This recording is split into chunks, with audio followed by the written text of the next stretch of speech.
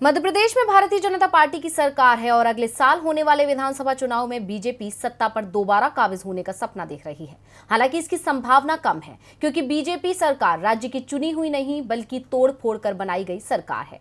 ऐसे में राज्य में पहले से ही कमजोर बीजेपी अंदरूनी कलह से भी जूझ रही है। इसी बीच पूर्व सीएम उमा भारती की नाराजगी भी बीजेपी को भारी पड़ सकती है क्योंकि कांग्रेस अब उनकी नाराजगी का फायदा उठाने की जुगत में लग गई है। आखिर क्या है मामला, देखिए खास रिपोर्ट। मध्य प्रदेश में अगले साल यानी 2023 में चुनाव है। ऐसे में राज्य में हलचल तेज हो गई है और सत्ताधारी भारतीय जनता पार्टी सत्ता में बने रहने के लिए तिकड़म में लगा रही है।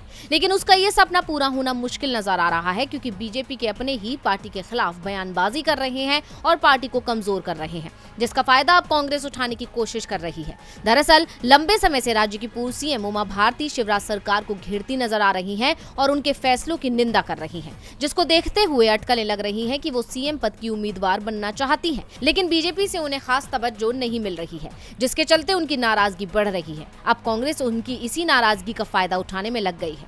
दरअसल कांग्रेस प्रदेश अध्यक्ष और पूर्व सीएम कमलनाथ ने उमा भारती को भारत जोड़ो यात्रा में शामिल होने का न्योता दिया है। कमलनाथ ने कहा कि मैं तो उन्हें यात्रा में आमंत्रित करता हूं, न्योता देता हूं कि उमा भारती भी यात्रा में आए। अब कमलनाथ का ये आमंत्रण कई संभावनाओं को जन्म दे रहा है। ऐसा इसलिए क्योंकि उनका ये बयान तब आया है जब उमा भारती नीतीश की तारीफ करने को लेकर सुर्खियों में बनी हुई हैं। दरअसल उन्होंने कहा था कि नीतीश कुमार ने कम से कम अपने राज्य में पूर्ण शराबबंदी लागू करने का साहस तो दिखाया।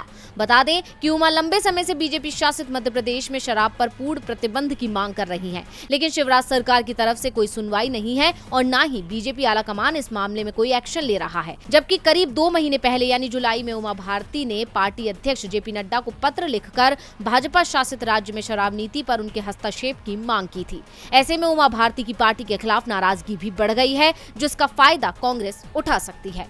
डीवी लाइव की रिपोर्ट।